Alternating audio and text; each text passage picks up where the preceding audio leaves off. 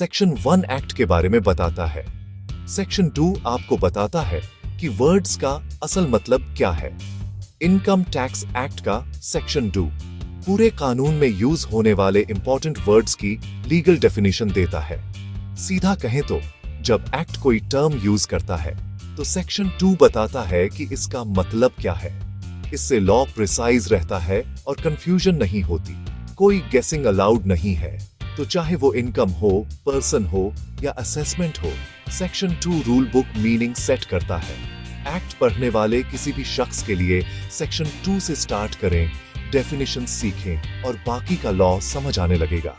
Quick, simple और अगर आपकी टैक्स लॉ एक मिस्ट्री नॉवेल जैसी लगती है तो आप सेक्शन 2 मिस कर रहे हो।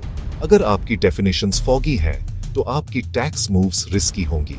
क्लियर डेफिनेशंस जो कम सरप्राइजेस। सेक्शन 2 आपको वो की मीनिंग्स देता है जो बाकी सब में यूज होती है। एसएससी कोई भी जो टैक्स पे करने के लिए लायबल है या जिसे फाइल करना जरूरी है। पर्सन सिर्फ एक इंडिविजुअल नहीं, इसमें कंपनीज, फर्म्स, एचएफ्स, एओपीज और बीओआईज भी शामिल हैं। इनकम सिर्फ सैलरी नहीं, business profit, rent, interest, capital gains भी। प्रीवियस ईयर वो साल जब आप इनकम कमाते हो। असेसमेंट ईयर वो साल जब उस इनकम पर टैक्स पे होता है।